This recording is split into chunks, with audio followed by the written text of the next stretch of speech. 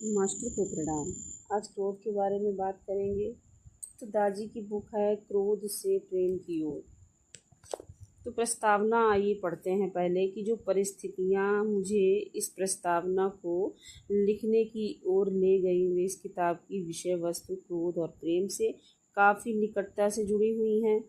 कई हफ्तों से मैं और मेरी पत्नी अनेक समस्याओं से जूझ रहे थे जो हमारी किराएदार महिला द्वारा आत्महत्या करने की वजह से पैदा हुई थी।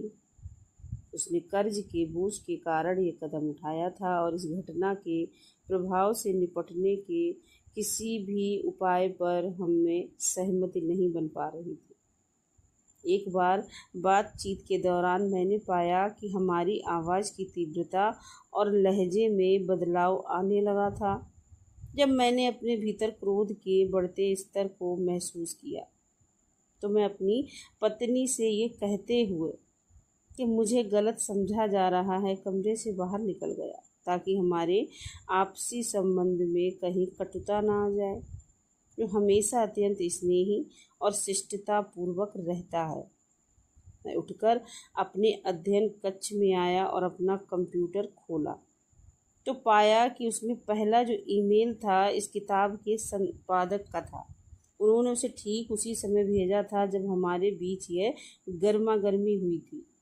उन्होंने मुझसे इस किताब की प्रस्तावना लिखने का अनुरोध किया जिसे इस समय आप पढ़ रहे हैं। इन दोनों चीज़ों के एक साथ होने का प्रभाव मुझ पर ऐसा हुआ जैसे कोई तीर सही निशाने पर लगा हो।